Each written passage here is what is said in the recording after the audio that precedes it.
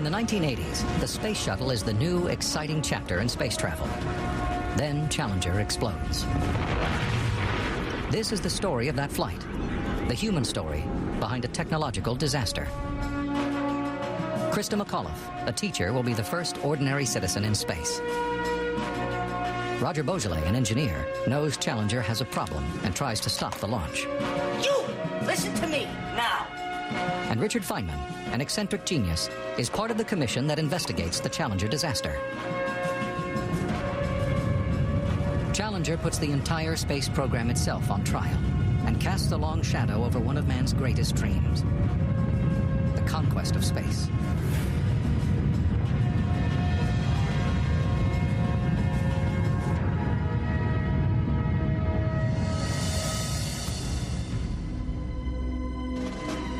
Kennedy Space Center.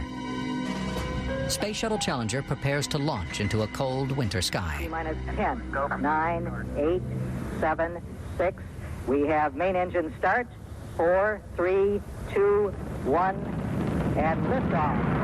Liftoff of the 25th Space Shuttle mission, and it has cleared the tower. Engine's throttling up. 3 engines now at 104%. Counter, go at throttle up. Counter, go at throttle up. 1 minute 15 seconds. Velocity 2,900 feet per second. 9 miles. Range distance 7 nautical miles. Flight controllers here looking very carefully at the situation. Obviously a major malfunction. President Reagan cancels his State of the Union address to speak to a shocked world. The crew of the Space Shuttle Challenger honored us for the manner in which they lived their lives. We will never forget them, nor the last time we saw them, this morning, as they prepared for their journey and waved goodbye, and slipped the surly bonds of Earth to touch the face of God.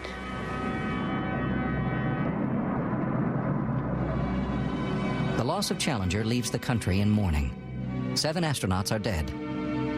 Among them, a woman who has deeply touched the heart of the nation, Krista McAuliffe, a high school teacher and winner of NASA's Teacher in Space contest. This morning, she was to become the first ordinary citizen to travel into space. Her dream now lies shattered on the ocean floor.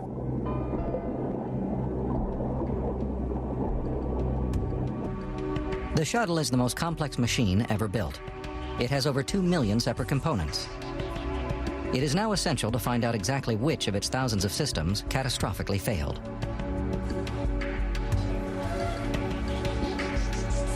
Within days, President Reagan sets up an inquiry, named the Rogers Commission after its chairman, William Rogers. I would like to call the commission to order, please. 9 days after the disaster, they begin to call key witnesses. My name is Roger Beaujolais, and I'm in the structures section. And I've been involved basically since coming to Thiokol some 5.5 years ago. The Presidential Commission is made up of industry experts, scientists, and politicians, with one exception. Richard Feynman, a Nobel Prize-winning physicist. Feynman will play a key role in the investigation. No, I was not. The commission will explain the reason behind the Challenger explosion and the loss of 7 astronauts.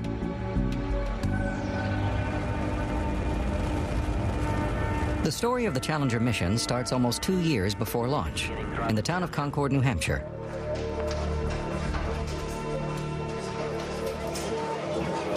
Krista McAuliffe teaches at Concord High School. She's popular. Her enthusiasm fires up her students. Like all the best teachers, Krista brings her subject to life. Krista's expertise is social history, and she's especially interested in the diaries of ordinary women in the 1800s who moved west with their families across America. She works these stories into her course called The American Woman. Now, history isn't just about politicians or generals or explorers. It's also about the wives who kept their families together while the men were off exploring. Everyone makes history, and we are going to be reading about and listening to the people who don't usually get written about. I'm going to be asking more of the... Krista is a child of the space race and has grown up with a new pioneering dream.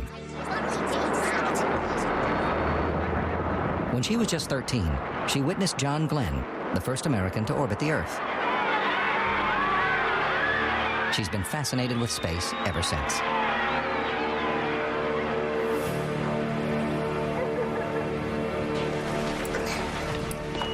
On April 13th, 1984, shuttle mission STS-41C is returning to Earth.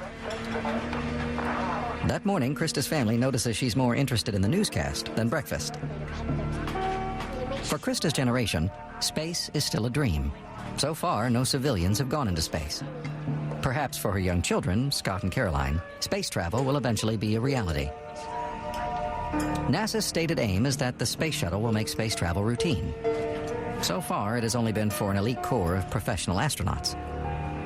What Krista doesn't know is that NASA is planning a competition to send America's first ordinary citizen into space.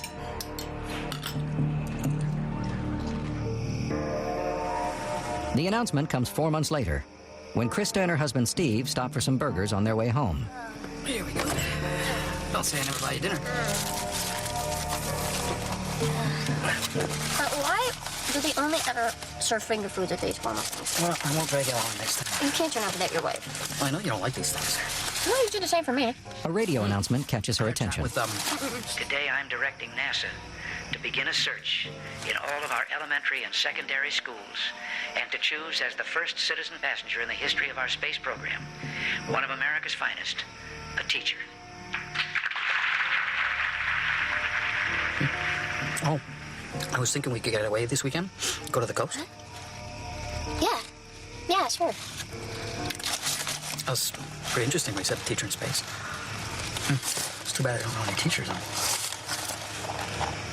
You should try out. Yeah. I should try out. Krista will delay sending in her application to the last minute, but hearing the president that night has already sealed her fate.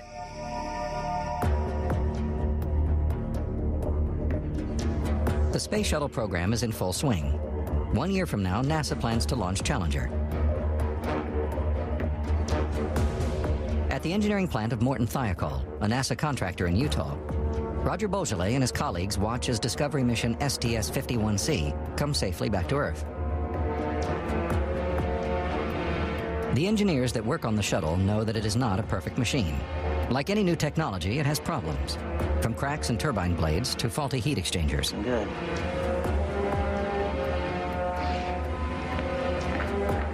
The problems are not sufficiently serious to stop the shuttle from flying. Still, every safe landing is a relief.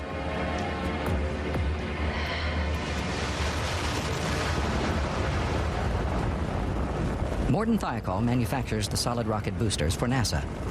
The rocket boosters are strapped to each side of the shuttle's main liquid fuel tank and provide the explosive force to lift the spacecraft off the ground. These huge rockets are made up of 4 motor segments fitted with solid fuel, designed to be reused after each launch. The joints between each segment have to withstand the vast forces produced during blastoff.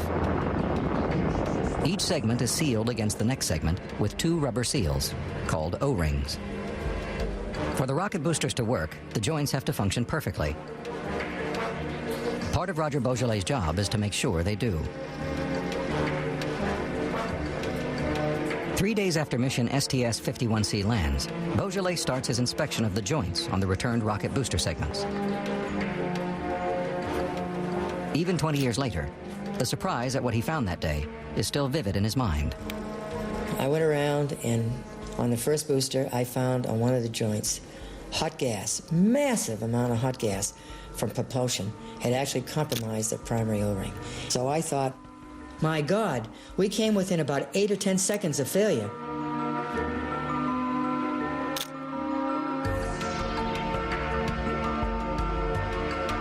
When the rocket booster sections are slotted together, the joint is sealed by 2 O-rings.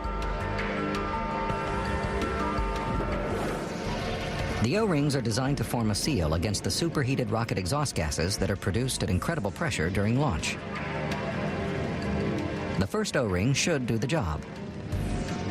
The second O-ring is a safety backup. Beaujolais' photos of Flight 51C's joints reveal hard evidence there is a major design flaw. He discovers that hot gas has blasted past the first ring and burned the second backup O-ring. I instantly, in my mind, thought, oh, this has to be caused by the cold weather that preceded this launch. Beaujolais immediately hones in on the one thing that made Flight 51C different: the temperature. Post-flight analysis showed the O-rings were 53 degrees Fahrenheit, unusually cold for a launch. The O-rings are supposed to be flexible. On launch, they squeeze and stretch to seal the gap. But on Flight 51C, the dual O-ring system malfunctioned. The primary seal did not work, and hot gas escaped. Luckily, the second O-ring caught the leak. If it hadn't, the result might have been far more dangerous. The next day, Beaujolais reports his findings to NASA. Together, NASA and Morton Thiokol conclude that the condition is not desirable but acceptable. Shuttle launches continue. But Beaujolais and his colleagues run further tests. The results are shocking. To their surprise, they discover that the O-rings could also be ineffective, even at room temperature.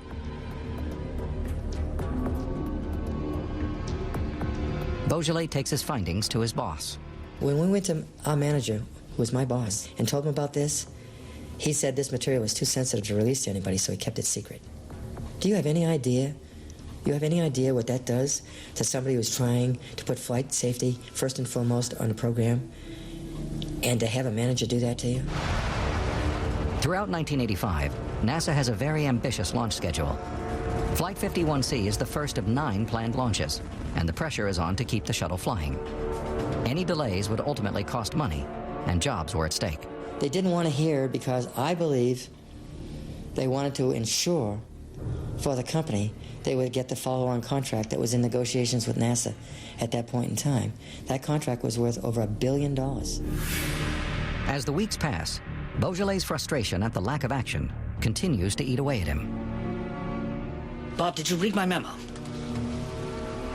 The O-rings, Bob? I really feel there's some urgency here.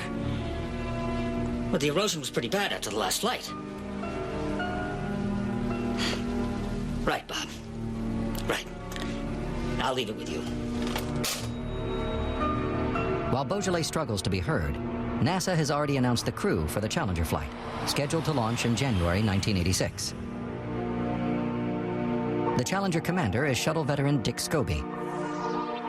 Scobie is made of the right stuff.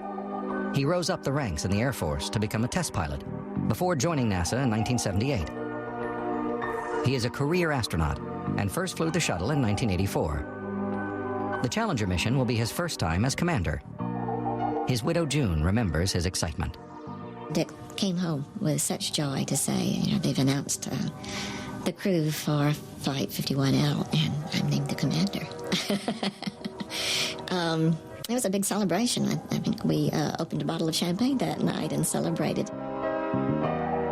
Only professional astronauts like Scobie have flown on board the shuttle. But by mid-1985, NASA is confident enough in the shuttle's safety to allow non-specialists into space. Senator Jake Garn, chair of the committee that funds NASA, and Sultan Salman, a Saudi prince, are scheduled to fly in April and June this year. NASA's message is clear. The shuttle is safe. In the future, spaceflight will be for everyone. Well, I think everyone was eager for space flight to be more accessible for people. And they were probably too eager to make that happen. Dick was concerned. I can remember him personally saying that, that we're not ready to just fly anyone into space. I mean, we still need trained astronauts to be prepared for emergencies. The Senator and Saudi Prince flights are successful, but create little public interest. NASA wants to regenerate enthusiasm in the space program, and putting an ordinary citizen into the shuttle is their best hope. Their teacher in space competition is gaining national interest. It is 2 months since Krista McAuliffe sent off her application, and tomorrow she has her first interview with NASA. If she gets it right, it's the first phase of a long and grueling selection process. If she gets it wrong, she loses a once-in-a-lifetime opportunity to fly into space. With help from her husband Steve, she rehearses by taping her presentation. It's easy to chronicle military, political, and economic history, but social history is harder. A lot of Americans feel that the space program doesn't belong to them. And I would like to make them feel that it does. I want to bring back my perceptions of what an ordinary person sees from the shuttle. Okay, cut there. These clothes are not right. Well, I thought that was good. Here, what do you think of this? Sweetie? Yeah, I like that. I liked what you had on before. Listen, I don't know. What about this? You like this? How about this? Huh? That's good. It's not right. We have to do it again. I thought it was good. Hey. Hey, there's a Zoom. Dave, can you bring up the blue dress? Huh? The blue dress? Yeah. Krista gets it exactly right. She makes it through to the next round. Inspired by the pioneering women of American history, she told the judges that she too plans to keep a journal of her journey in space. Out of 11,500 applicants, Krista is now only one of 114. She is on her way to space.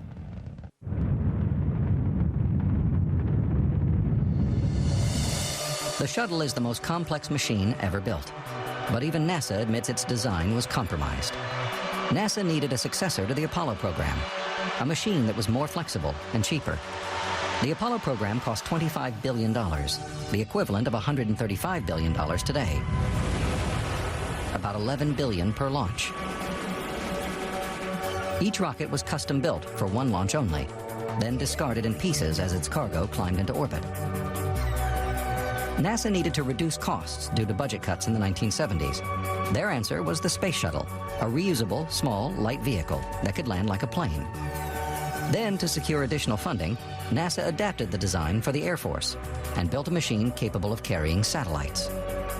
This meant a larger payload bay, larger wings, and a heavier craft. When it first launched in 1981, the shuttle was a technological marvel. But the final design was no longer the vehicle NASA originally wanted, nor was it as safe as they had originally planned.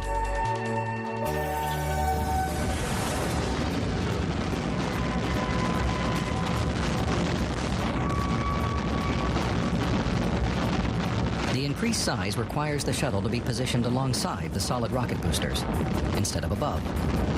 Now, if the rockets exploded, the shuttle itself risked being caught in the fireball. NASA promised a machine that would make spaceflight routine. By 1985, they are struggling just to keep the machine in service. The public watches in awe, unaware of the potential for disaster. In the aftermath of the Challenger explosion, a presidential commission is set up to find out exactly what went wrong. Its chairman is William Rogers, Secretary of State under Richard Nixon. The Rogers Commission has a dazzling array of members: scientists, politicians, astronauts, and military officers. The commission also picks one of the most brilliant minds in America, someone with no connections to the space industry, who can bring a different perspective.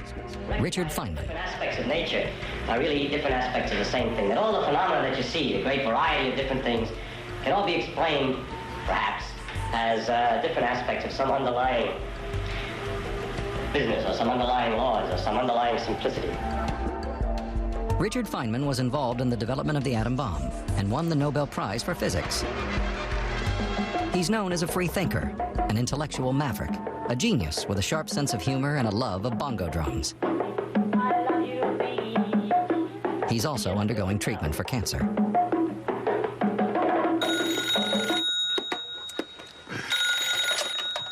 Hello?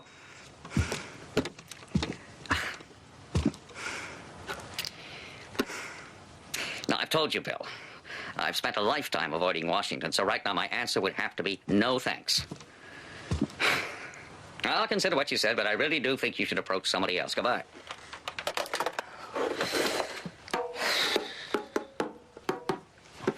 There you go.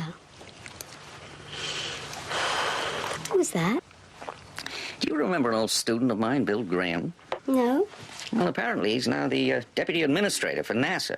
What did he want? He wants me to serve on this presidential commission that's investigating the Challenger accident. What did you say? I said no. I've spent a lifetime avoiding Washington. I'm too old to get mixed up with the political shenanigans that go on in that place. I think you should do it. Oh, well, there's plenty of others just disqualified.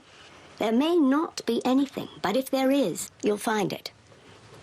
There isn't anyone else who can do that like you can. I see you're appealing to my vanity. It usually works.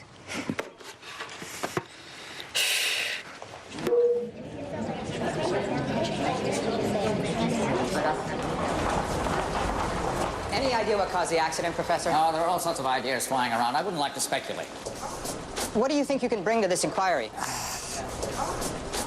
Well, in science, sometimes you get a better understanding of a problem by looking at it from a different angle. Maybe that's what I bring, a different angle. And what do you say to those people who are convinced that this commission will be a cover-up?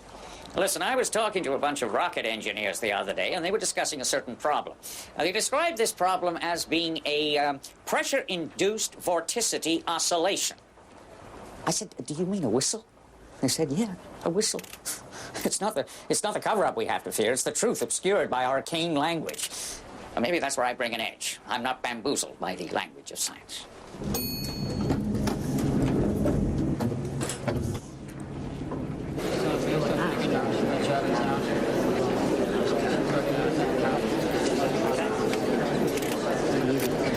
Ladies and gentlemen, I now would like to call this first meeting of the Presidential Commission on the Space Shuttle Challenger accident to order. I want to start with just a couple of preliminary remarks. As you know... NASA presents the Commission with various possible reasons for the shuttle failure. Early on in the hearing, the Commission's attention turns to the solid rocket boosters. From the start, it's plain to Feynman that the Commission is getting bogged down in technical jargon. As a physicist, he knows there's always a simple answer. That decision, given the information we have. Roger Beaujolais is one of the engineers called to the hearings to explain how the solid rocket boosters operate. According to Beaujolais, Morton Thiokol's lawyers have told him to answer questions, but to not offer any extra information. He decides not to be silenced. My name is Roger Beaujolais, and I'm in the structures section. And I've been involved with these seals and the rings basically since coming to Thiokol some 5.5 years ago.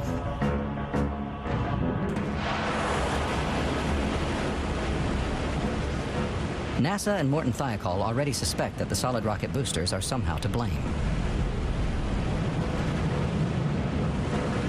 Beaujolais tells the Commission he knew a year ago that the O-rings in the solid rocket boosters can fail under some circumstances, and that if the primary and backup O-rings both fail, the whole launch system could explode. It's a revelation to the Commission, but in hindsight, it is no surprise. The O-ring joints are there because the rocket boosters are built in segments. During the bidding process, some companies submitted designs for a single-tube rocket booster, which could have been delivered by sea in one piece. But Morton Thiokol, who won the contract, is in Utah, a landlocked state. They have to transport the solid rocket booster segments to Florida by rail, where they are assembled for each launch.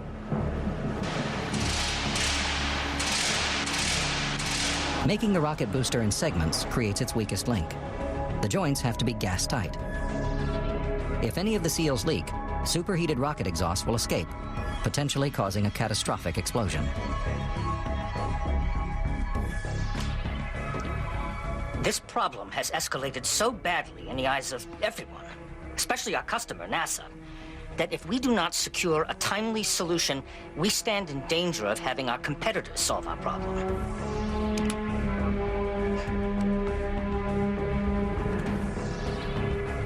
Throughout the spring of 1985, Beaujolais struggles to get Morton Thiokol management to take his O-ring seal concerns seriously. It was like I was talking to a solid piece of granite. No response, no reaction, no emotion, no anything. We all knew that the joint was defective, and we had no choice but to fly because that's what the managers insisted on. And so it was our job to keep it flying as safe as possible, but we didn't take that lightly. If Beaujolais is right, it will only be a matter of time before something will fail.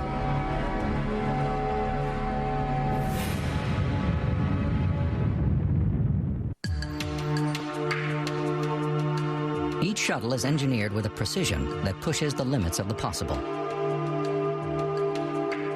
More than 700 components on the shuttle are designated Criticality 1, which means if one of these components fails, the shuttle and crew could possibly be destroyed.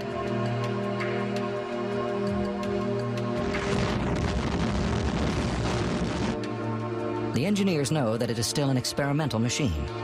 Their job is to find and deal with the problems and keep the shuttle flying. At the time of the Challenger disaster, Judd Lovengood was NASA's deputy manager of shuttle projects, the department in charge of rocket propulsion. There were problems on the main engines. We had cracks in heat exchanger wells that we discovered. We had turbine blades that were cracking. We had problems with bearings that we were taking risk in continuing to fly. If you got a multi-billion-dollar program like we had, that cost a lot of money to stand down. If you think that you can solve problems like we thought we could do on the SRB SEAL, then the thing to do is to solve that problem. If you think the risk is low enough to take that risk, that's a tough decision to make. If we thought we were going to kill 7 astronauts, we would have stopped the program. But we didn't think that was going to happen. The engineers and astronauts all know that every shuttle flight is a carefully calculated risk. The public remains oblivious to any danger. Even though Beaujolais and his colleagues have discovered the O-ring problem, NASA's Teacher in Space program suggests that space is safe enough for anyone. From Cape Kennedy next January, you will be representing that whole... President Reagan even jokes with the candidates. You will be the emissary to the next generation of American heroes. For the lucky one who does go up in the shuttle, I have only one assignment. Take notes. There will be a quiz after you land. 114 teachers are in Washington for tests and interviews. Among them is Krista McAuliffe. Another candidate is Dick Methia. Krista and I met very quickly because we were New Englanders, so we became buddies real fast. Some of these teachers had climbed the highest mountains. Some of them had gone on Atlantic voyages with 3 colleagues. Some of them had been National Presidential Award winners, and we just looked at each other and said, what are we doing here? So we decided, I think at that point, Krista and I, that this was a gift. We didn't earn it, and we weren't going to go any further. So let's just enjoy the ride. After 6 exciting days in Washington, D.C., Krista returns home, convinced her big adventure is over. But just 2 days later, she gets a late-night call from NASA. She's made it to the final 10. So has her fellow New Englander, Dick Methia. It made us think a lot about what NASA was really looking for, and I think what they were looking for was a common touch, somebody who could relate to the general population, somebody whom the common person in the street could say, hey, she's just like me. Or, she was so wonderfully human. The consummate educator in that sense, always giving. And she was also a lot of fun. She laughed all the time, and she would bring laughter to a group that wasn't ready to laugh. The 10 finalists are put through a series of grueling psychological and physical tests. Oxygen uptake, reaction times, tolerance of confined spaces. Everything is measured, charted, and assessed. It's an exciting time for the finalists.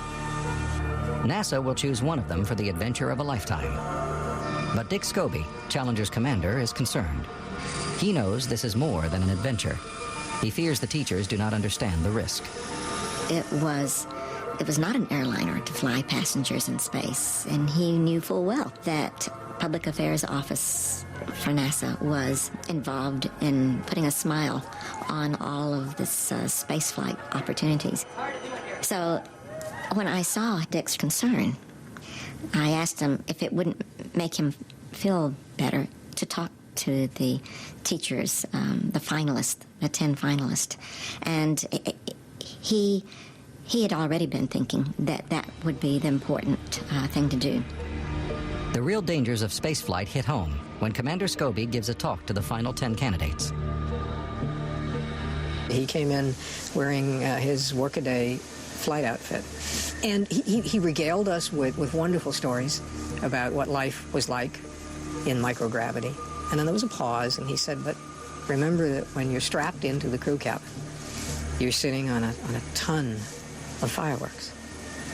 And the conversation got very silent at that point, and he didn't have to go any further. We knew what he was talking about because it was that fact that each of us had shared along the way with the people we loved most.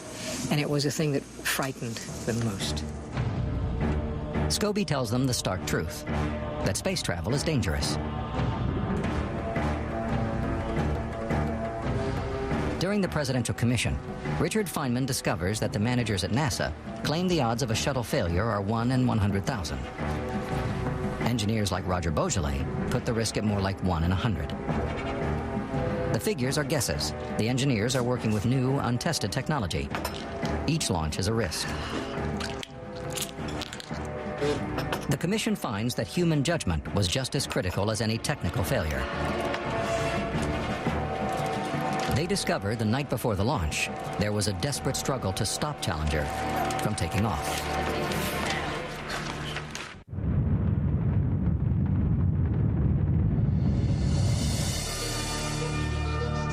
Despite the O-ring damage on Flight 51C, NASA continues its launches. As the summer progresses, Roger Beaujolais is still trying to have his concerns taken seriously. Then he discovers the primary O-ring has failed on another shuttle flight, this time mission STS-51B. The seal problem can now no longer be ignored. Beaujolais requests a task force to investigate how to fix the problem. His memos become increasingly desperate and aggressive in tone. Subject SRM erosion. Possible failure criticality. Now, this letter is written to ensure that management is fully aware of the seriousness of the current O-ring erosion problem. It is my honest and very real fear that if we do not designate a team to solve the problem, with the field joint having the highest priority, that we stand in jeopardy of losing a flight.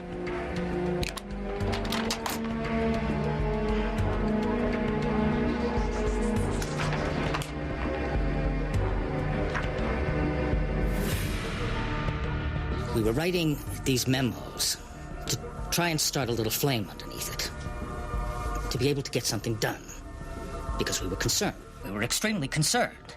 I think that's what those memos reflect. They reflect frustration and concern. Beaujolais' tactics are beginning to alienate the management at Morton Thiokol. Even close colleagues think his approach may be hurting his case. Super engineer. Good man. But you need to soften yourself a little bit to work with people, because you'll always have people that aren't going to see it your way, and you just got to be patient with them and a little bit forgiving, and try and bring them around slowly. I have been described as a giant pain in the ass, okay? But the same people who described me that way were the same people who called me when they had a problem, after they got to know who I was and what I could do and the experience I had.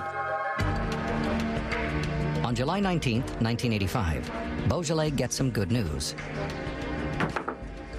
I thought you'd be pleased to hear we're putting together a task force. I've been arguing that for months. It's official, right? Task force?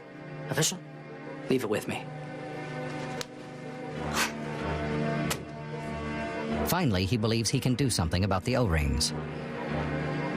And we were thrilled and working our tails off, because we finally got a chance to do what we've been trying to get done now for, 5.5 years. For the 10 finalists, all the testing, training, and dreaming was over. It all came... On the same day that Beaujolais gets his task force, Krista McAuliffe is in Washington, D.C. to publicly receive her own good news. By unanimous vote, she is the teacher in space.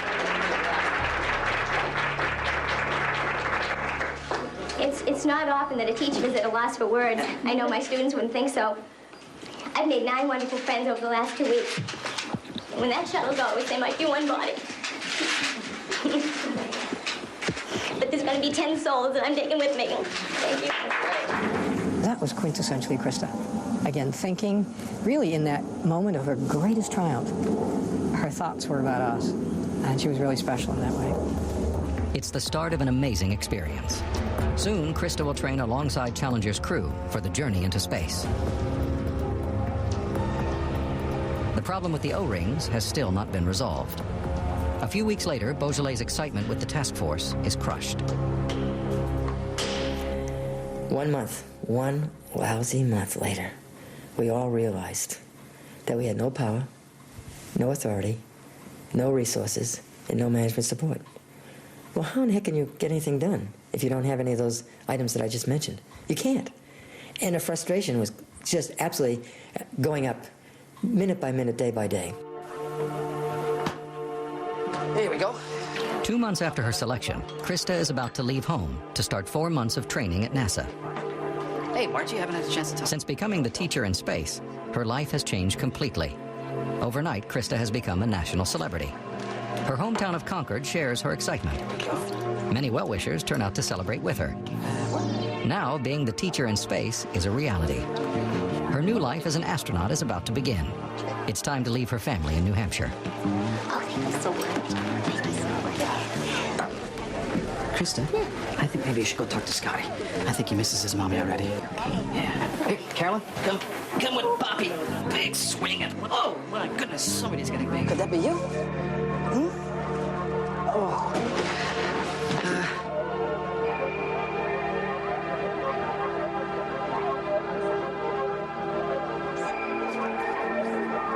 I'd like to raise a toast to Krista and her adventures in space, and well, thank you all for coming. To Krista.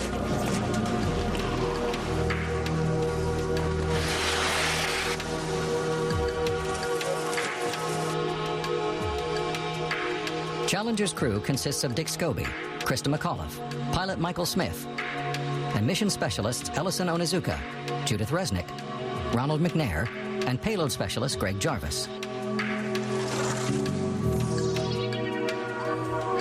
Krista now has to learn everything they already take for granted.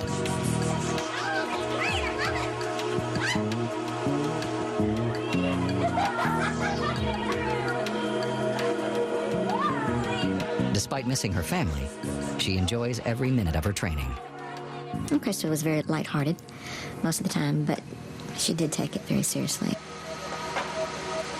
And at one point, she asked me if I thought space flight was safe. She asked if I would fly, and I said I would. I said, yes, I think it's safe, if it's safe enough for my husband, and it will be safe for you. But I've regretted those words many times since then.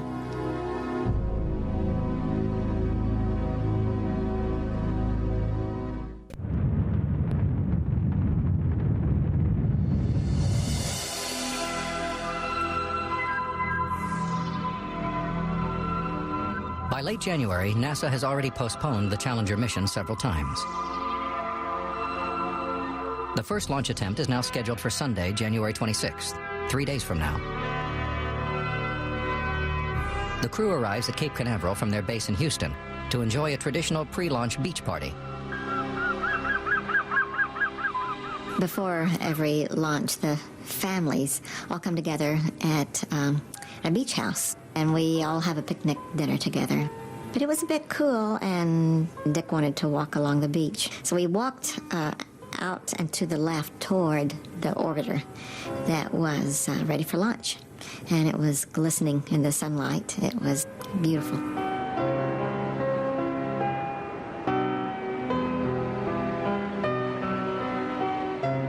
We splashed in the water like kids and came on back to the beach house to the others. And the mood changed from those last wonderful hour together.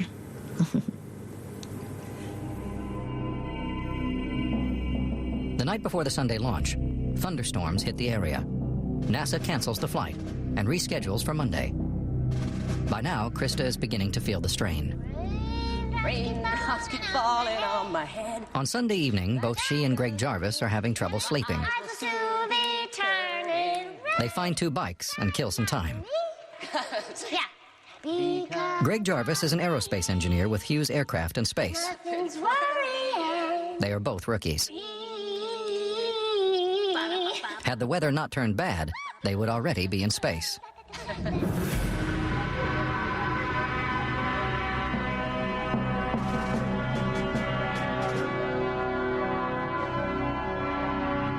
The next morning, Krista and her crewmates take their places in the shuttle.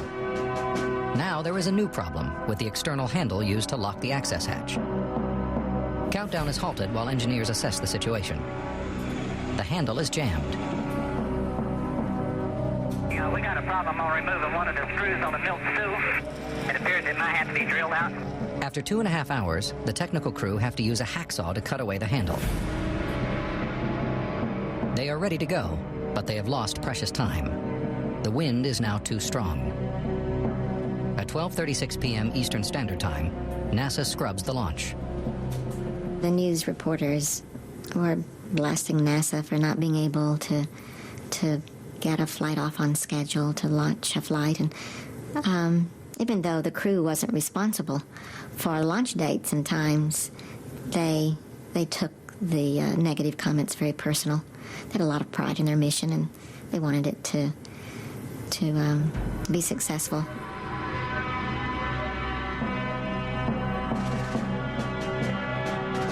The launch is rescheduled once again for the next day, Tuesday the 28th, even though the weather forecast predicts extremely cold temperatures, down in the low 20s.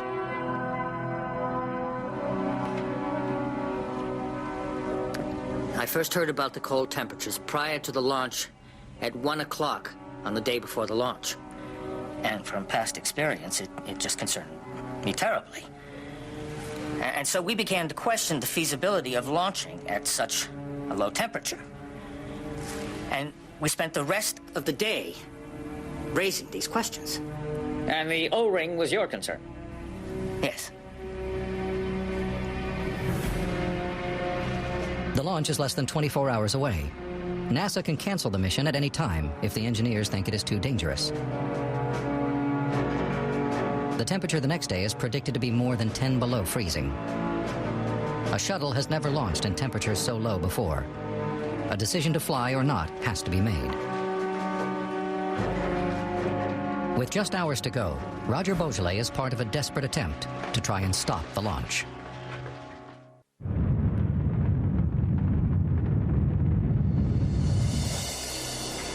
NASA is running out of time. Tomorrow they need to launch by 12:38 p.m. at the latest in order to reach the correct orbit. Challenger is under scrutiny because it has Krista McAuliffe, the teacher in space, on board. Everyone knows NASA wasted a perfectly good launch opportunity because they couldn't remove a jammed handle. With each delay, their public image takes a beating. Now the weather is closing in. Record low temperatures are forecast. At 1 p.m. Standard Time on January 27th, NASA calls Morton Thiokol. The call goes through to Beaujolais' colleague, Arnie Thompson. NASA wants to know if Morton Thiokol has any concerns about launching in the cold. They called me the morning before. They predicted temperatures of 18 degrees the next morning at flight time. And that's when it really hit the fan big time. We rushed into a meeting, and 4 or 5 of us decided that we were going to make an attempt to stop the launch. The fact of the matter is, O-rings don't work with a dam at freezing temperatures. You don't have to be a rocket scientist to figure this out. All you have to have is a modicum of common sense. Beaujolais and Thompson alert the management at Morton Thiokol of the dangers posed by launching at such a cold temperature. By early afternoon, their bosses are convinced.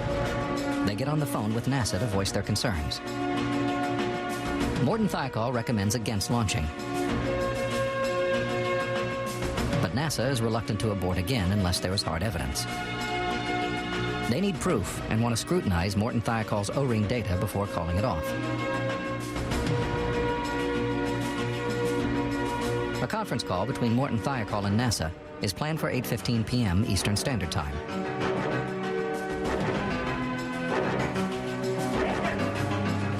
We ran literally to our offices and basically rummaged through reports and file cabinets. Just grab the current data and go. We had 45 lousy minutes to prepare for the most important technical meeting of our careers. Wrap it up. Let's go.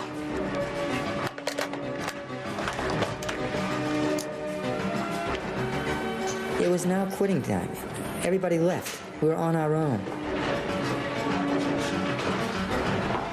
Never before in history of spaceflight had there been a company stand up and try to stop a launch of anything.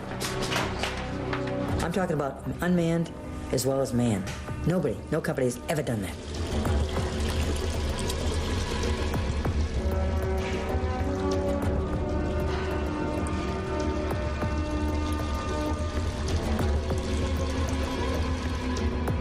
This is the moment Beaujolais has been waiting for. Finally, after a year of memos and calls, he has a chance to be heard.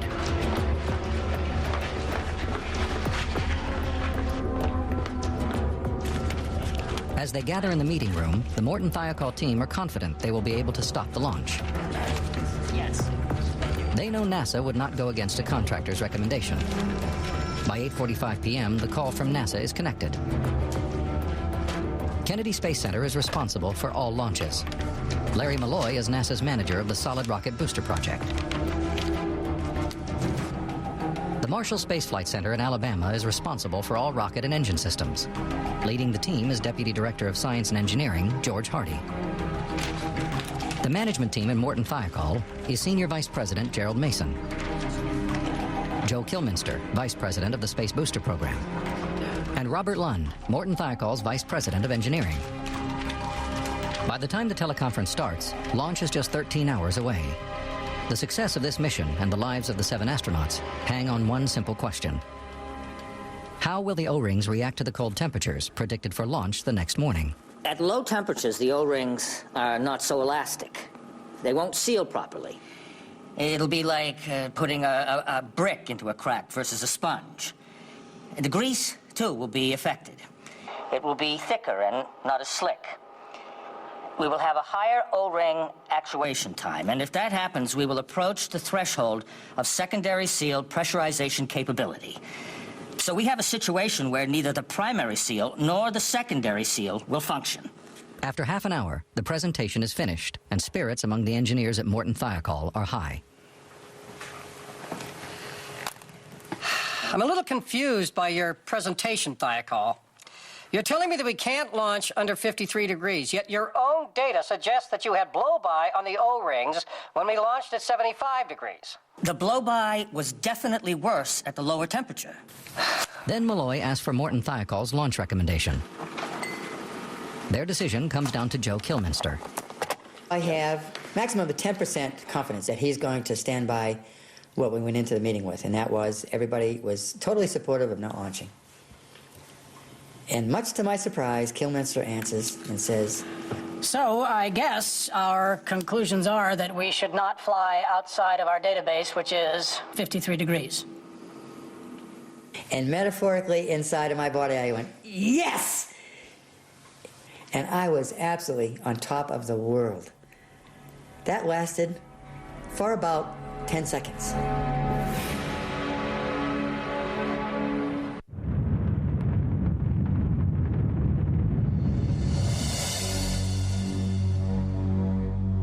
The engineers at Morton Thiokol are confident NASA will stop the Challenger launch. They now wait for the official response. For God's sake, Morton Thiokol, when do you want me to launch? Next April? You guys are generating new launch criteria here. Joe, we have been flying for 4 years with a known condition in these joints considered and accepted by Thiokol, accepted by me and all levels of NASA management. Think about this. Think about your data. Now, to the layperson, that might not mean much, but to us inside, in the program, fully knowledgeable of what's going on, those are metaphorical buzzwords for you're screwing up my launch schedule. Only NASA can postpone a launch. All Morton Thiokol can do is make a recommendation. Now, Larry Malloy at Kennedy asked George Hardy at Marshall for his opinion. When George speaks, everybody listens, because George is one of the most highly recognized engineer managers on the program. Thiokol, I am appalled. But I won't go against the contractor. In that case, I can't recommend launch. It's the second no vote, because he would not overrule the contractor. But it's also something else. When he said he was appalled, that was a killer. Absolute killer. With their next multi-million-dollar contract still under negotiation with NASA, the Morton Thiokol managers are under intense pressure. At this point, Senior Vice President Gerald Mason intervenes. Joe, ask him if we can take a 5-minute caucus offline. Larry, could we take 5 minutes? We have to make a management decision. Let's look over the data again and consider Larry Malloy's points. Now, if we launch at the predicted temperatures, we are out of our experience base. Even if we take 40 degrees as the temperature floor, we are still way out of our database. In launching at these low temperatures, we are moving away from goodness. We're covering the same ground again. We're just spinning our wheels. To the engineers' dismay, the managers ignore them and hold a private conversation. The 5 minutes soon stretches into half an hour. It's clear the managers are changing their minds. Thompson makes a last-ditch effort to stop the launch. And during this so-called private meeting, while we were offline, I could hear and see the way it was going. And I did something I probably would never do again even. I picked up all my charts and went up to the middle of the table because there was a vacant chair there. And I went through the whole thing, or, you know, as much as I felt I had time. And the resiliency data and some of the other things, they're associated with it. And my worried about flying even at room temperature. Finally, I looked up at Jerry's face, and that was pretty grim. I just went back to my desk, resolved that, you know, it's going to fly, and nothing I could do about it. I am so angry and so mad and so frustrated that I slammed the photographs down and I'm screaming at them because I saw what they did to Arnie, to look at the photographs and not avoid what they're telling us. It's very simple, guys.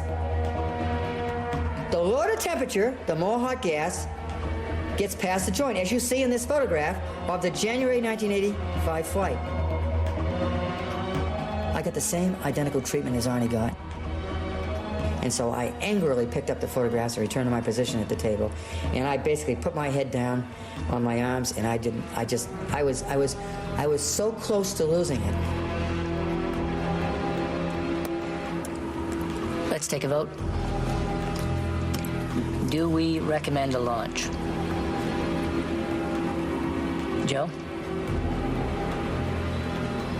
Every stinking piece of data we had, 14 charts, one of which was the title page, pointed to a reason not to launch. You can't launch with this data. It's impossible.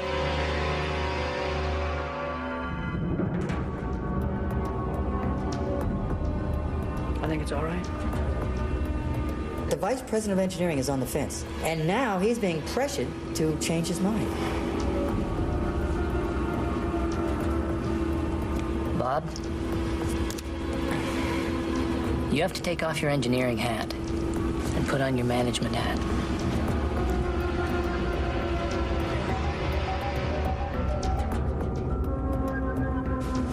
Hello, Kennedy. Marshall. Yeah, I hear you, Joe. Marshall here. Our position is that although temperature effects are a concern, the data predicting blow-by are inconclusive. Now, are there any disagreements or any other comments concerning the Thiokol recommendation?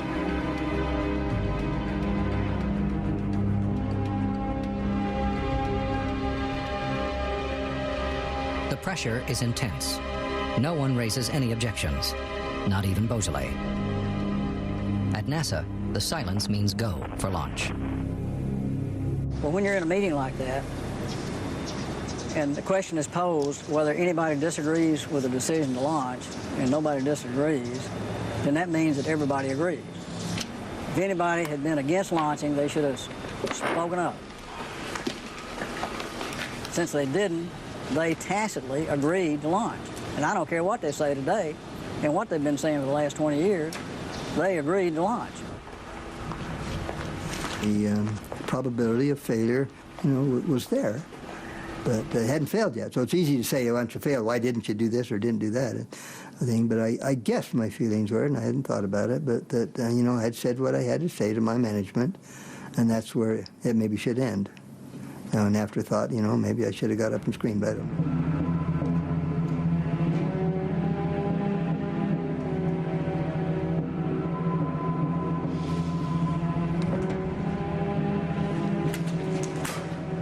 They had 6 months to prepare, and they didn't, and they tried to do it in an hour.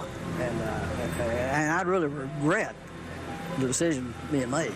But given the data that we had and what we knew, I think we made the right engineering decision.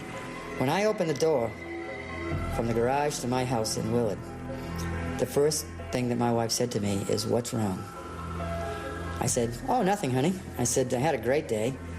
But I says, it ended up in a meeting. I says, we're going to launch tomorrow and kill the astronauts. But outside of that, it was a great day.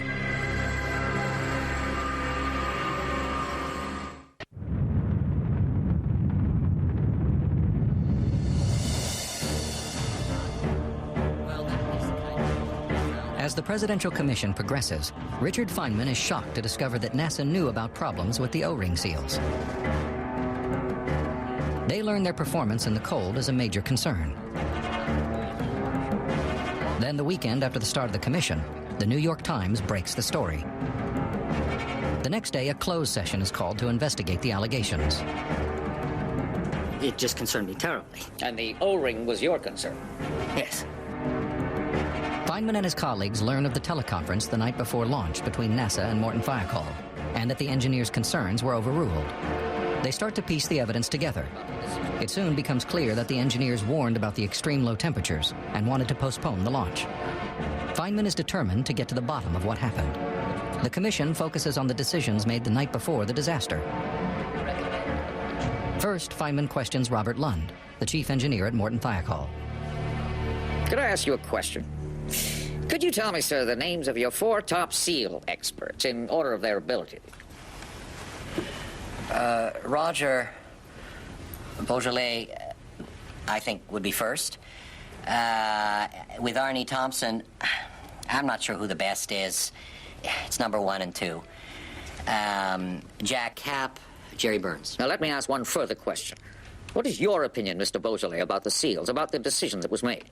Were you in agreement with the result of the caucus that decided it was okay to fly? No, I was not. Mr. Thompson? No, I was not in agreement. Mr. Cap? He's not here. Well, does anyone know what his position was? Yes, I talked to him. I said, Jack, what did you really feel? And he said, I would have made that decision, given the information we had that evening. Would or would not? Would have made the same decision. So it may be that he was in agreement. Yes, he was in agreement. I can't put it closer than that. And the 4th man's name? Jerry Burns. I don't know. So, of the 4, we have 1 don't know, 1 maybe yes or very likely yes, and 2 who were first mentioned as being without doubt the SEAL experts. They both said no. That's all the information I need. Thank you, that's all. It's now clear to the commission that Beaujolais and Thompson's last-minute attempts to stop the launch were overruled, and that NASA's senior management made the final decision. Feynman is convinced that the engineers were right and that the cold is at the root of the problem.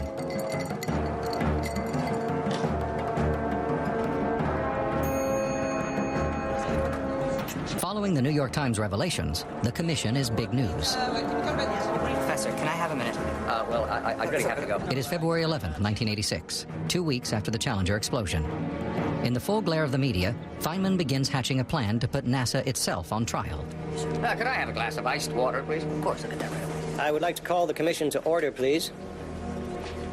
Morton Thiokol provides segments of the rubber O-ring for the commissioners to inspect. Our request that we were able to discuss. It is NASA's manager of the solid rocket booster projects, Larry Malloy's turn to testify. With officials from NASA.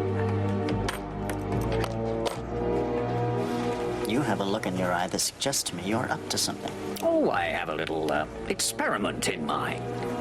With the media watching closely, the Nobel Prize winner is about to use a high school experiment to demonstrate the fatal design flaw. This rubber thing that is put in, the so-called O-ring, that is supposed to expand to make contact with the metal underneath so that it makes a seal. Is that the idea? Yes, sir. And if it weren't there, if it weren't in contact at all and there was no seal at all, that would be a leak.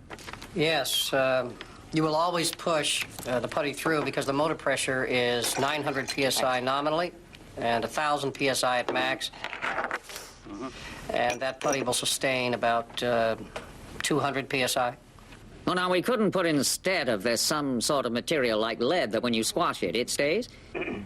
It has to be that it expands back because there is a little bit of play in this joint and it has to be able to come back. I mean, it's a rubber material so that it comes back when you move a little and it stays in contact. Is that right? Yes, sir. The seal, in order to work correctly, it must be rubber, not something like lead. Yes, sir. Because when the seal moves a little bit, when there is vibration and pressures, it would lift the lead away, which the rubber expands in place? Yes, sir. So it's important that it have this property of expansion. That is correct. If this material weren't resilient for, say, a second or two, that would be enough to be a very dangerous situation. Yes, sir. I took this stuff that I got out of your seal and I put it in ice water. And I discovered that when you put some pressure on it for a while and then undo it, it doesn't stretch back. It stays the same dimension. In other words, for a few seconds at least, there is no resilience in this particular material when it's at a temperature of 32 degrees. I believe that has some significance for our problem. It is a memorable moment. Feynman's simple experiment has made the technical problem easy for everyone to understand. But what is not easy to comprehend is why NASA allowed Challenger to launch. They knew the danger, took a calculated risk, and lost.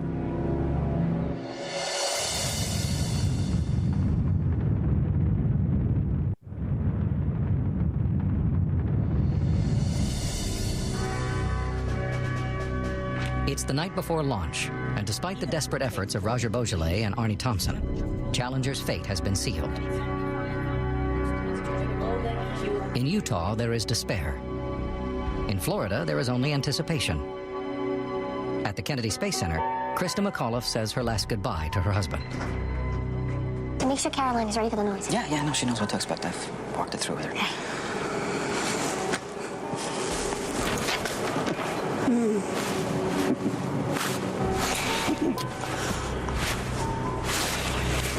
It's the third time I said goodbye. Yeah, no, it's getting cold. Go inside. Did I tell you I love you? Yeah, you mentioned it. Have a great flight.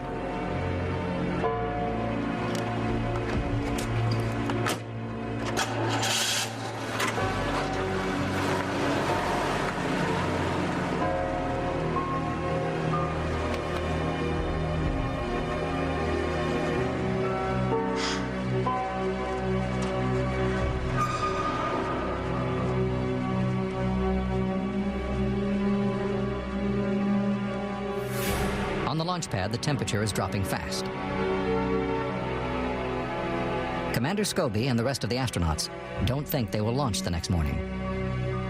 It had been cool, but then it was frigid that night before the actual launch, extremely cold. So Dick told me then that they would not be flying the next day, to go back and tell all the family members and friends who'd come to go on home that they wouldn't be flying, and they might not be flying for several days. And it was a kind of a matter of fact that they wouldn't be. I knew I would be staying and seeing him again. The temperature plummets. The astronauts pass the time thinking that tomorrow will be another scrub. Out on the launch pad, icicles as long as 18 inches are forming on the shuttle. Despite the low temperatures, Challenger will launch the next morning.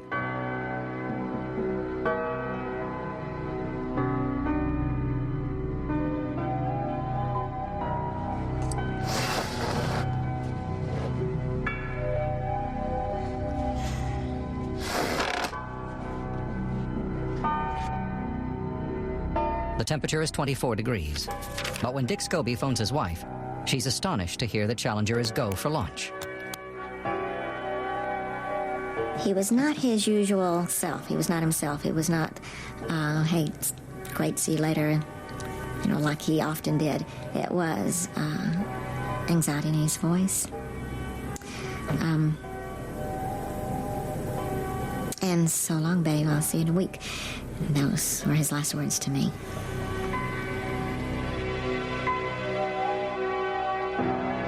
As day breaks, the temperature rises to 30 degrees. NASA still has 4 hours to launch. It's a sunny morning, so they delay another 2 hours to let the temperature rise even further.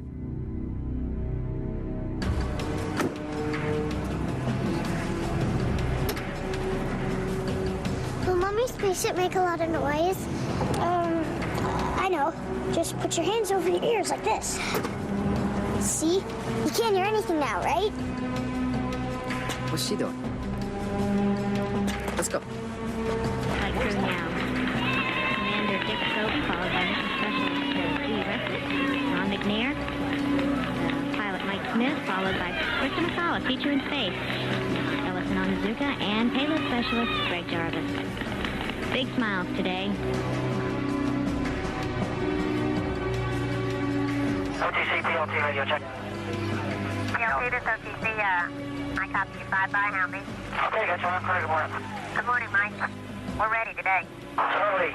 The teacher observer, Krista McAuliffe, has been handed an apple by the closeout crew. Good morning, Krista. Hope we go today. Good morning. Hope so too. OTC, PS2 radio check. Krista's parents and the rest of the astronauts' families are at the Kennedy Space Center to watch the launch. The temperature hits 36 degrees, 30 degrees colder than any previous shuttle launch. Mass 2, this is OTC. I read you loud and clear. Helmy. I read you the same. Good morning, Alberta. Good morning, Judy. OTC,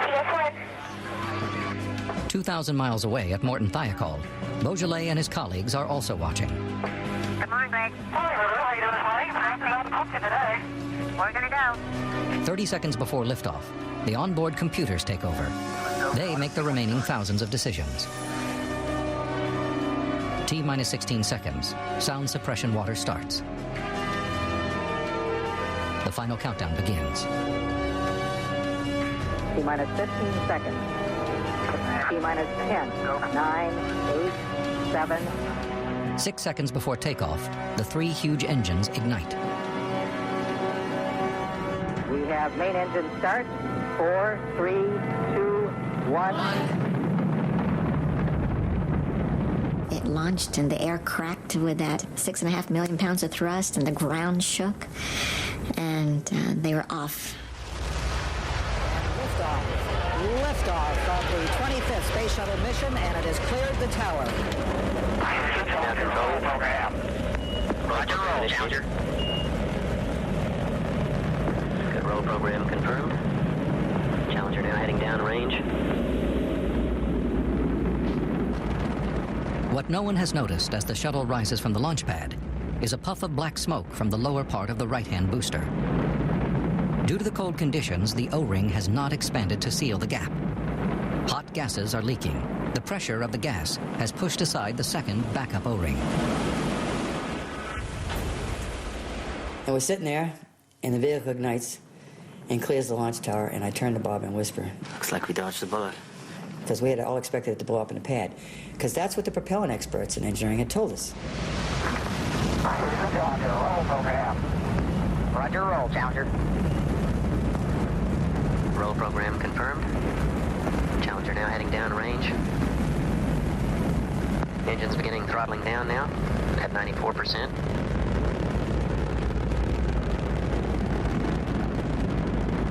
Intense hot gases within the right-hand booster begin to blow by the damaged first O-ring. 56 seconds into the flight, an entire section of the first O-ring has burned away. Hot gas starts to stream out past the displaced second O-ring. Cameras on the ground show a plume of fire from the booster. The flame is eating away at the wall of the booster, burning a bigger and bigger hole. 61 seconds. The flame is now in contact with the bottom of the external fuel tank, which contains flammable liquid hydrogen. 3 engines running normally, 3 good fuel cells. 64 seconds. The flame burns a small hole in the tank. As the hydrogen begins to burn, the plume changes shape. No one on the ground is aware of what is happening. 70 seconds. The flame burns through into the hydrogen tank. Pressure in the tank drops. Engines throttling up, 3 engines now at 104%. Challenger, go at throttle up. At 72.3 seconds, the flame burns through the support that attaches the right-hand booster to the base of the external tank. The booster starts to swivel. The lower end swings outwards. At 72.5 seconds, the nozzle at the base of the right-hand booster swivels sharply to counteract the swinging motion. A violent shudder goes through Challenger. 72.6 seconds. Hydrogen is now pouring out of the bottom of the tank, where the strut has burned through. 72.9 seconds. The instruments go haywire. They are rapidly running out of fuel. At 73.1 seconds, the bottom of the hydrogen tank falls away. The force of the erupting gas pushes the tank up into the base of the oxygen tank. The nose of the swiveling booster hits the top of the external tank, ripping it open. There is a sudden brilliant flash as the oxygen and hydrogen mix. 73.5 seconds. Challenger's engine shut down. The last data from Challenger is radioed to Earth. The explosion blasts the shuttle free. It is tumbling through the atmosphere at 1,250 miles per hour. The enormous stress tears the shuttle apart.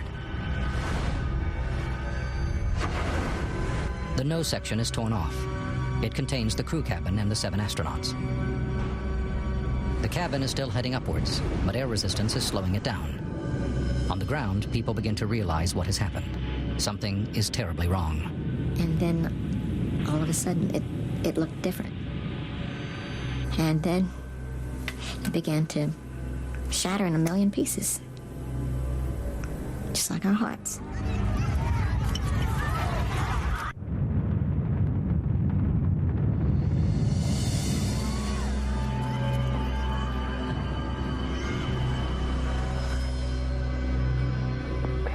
From the flight dynamics officer that the vehicle has exploded. Flight director confirms that. We're looking at checking. All of the families, we all looked to each other with what has happened. They all looked to me. Steve in particular, I remember his eyes. He was in shock as well. We were numb.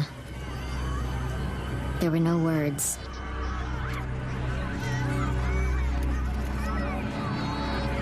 Someone spoke up and said, we have to take care of these families and get them back to crew quarters. So they put us on the bus. We could see that Kennedy Space Center had absolutely come to a halt. And there was just crying everywhere. So I knew then that there was no chance that Dick was able to fly the orbiter back safely to the launch pad or anything.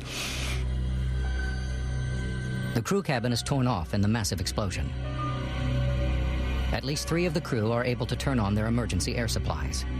But at this point, the cabin is almost certainly depressurized. The crew would lose consciousness within seconds. The cabin takes almost 2 minutes to fall back to Earth. It is destroyed on impact as it hits the sea at 200 miles per hour. No one survives. I went to Dick's room and found his, well, first, I went to his room to weep privately.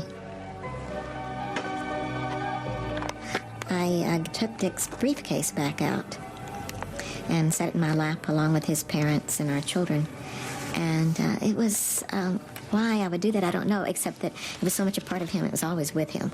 And it had his memorabilia in it. It had his everyday things that the kids and I always saw him with, his star charts, his business cards, and he had taped on it some of the emblems from space and so forth, and we looked through it together.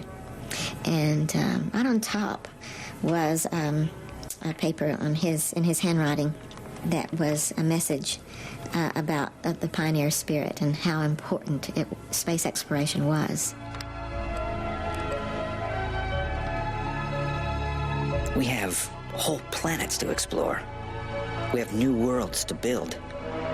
We have a solar system to roam in.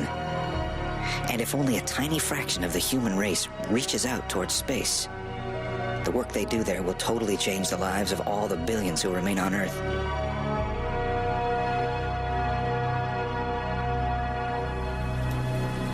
Three days later, President Reagan leads the country in mourning. We come together today to mourn the loss of 7 brave Americans. Sometimes when we reach for the stars, we fall short. But we must pick ourselves up again and press on, despite the pain. The best we can do is remember our 7 astronauts, our Challenger 7. Remember them as they lived, bringing life and love and joy to those who knew them, and pride to a nation. We bid you goodbye We will never forget you.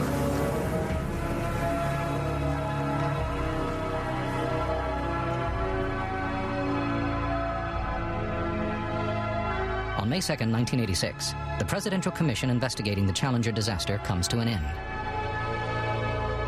It finds that the cause of the explosion is the faulty design of the solid rocket booster joints, combined with other factors, primarily the effects of cold temperature. The Commission concludes that no one person is to blame. Richard Feynman is unhappy. He believes the truth has been glossed over and insists that his own conclusions be added to the official report. He states that NASA is not communicating effectively with its suppliers and failed to recognize the importance of the O-ring problem. I don't think we've uncovered any grand conspiracy theories here. The truth is much simpler. What we found is that engineers and managers are not communicating effectively. It might be that NASA is understating the risks to ensure the supply of government funds, or they may simply believe that the shuttle is safer than their engineers claim. NASA owes it to the citizens from whom it asks support to be frank, honest, and informative, so that these citizens can make the wisest decisions for the use of their limited resources. For a successful technology, reality must take precedence over public relations, because nature cannot be fooled. Thank you. 2 years later, Richard Feynman dies of the cancer he has fought for 9 years. But with his work on the Commission, he has done his country one last great service. No one at NASA is held accountable for the disaster. By the end of 1986, both Larry Malloy and George Hardy retire from the space agency. Robert Lund, Vice President of Engineering at Morton Thiokol, stays with the company in a new, more senior role.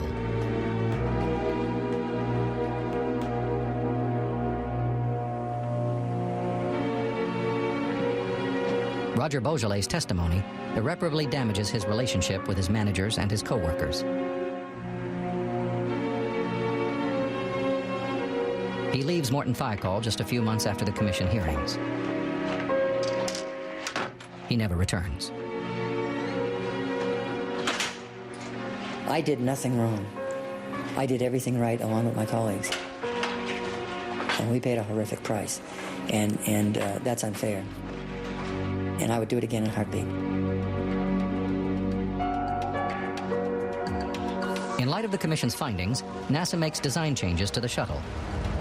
An escape system is developed for future missions, and the O-rings are redesigned. The joints now have a heated layer to prevent the effects of cold, and a third O-ring has been added. Arnie Thompson, Beaujolais' friend and ally, stayed on at Morton Thiokol as part of the rocket booster team.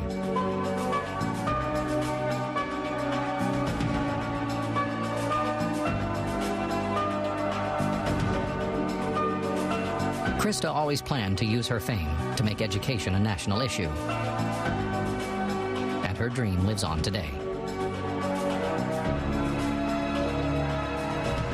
After the disaster, the astronauts' families set up the Challenger Learning Centers. They continue to inspire and teach a new generation of children across America and the world. Krista's memory also lives on in space. A moon crater and an asteroid are named in her honor.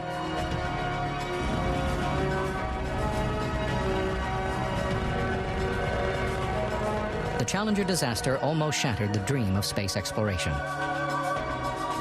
Manned spaceflight is still a new science, and the shuttle has always been an experimental spacecraft.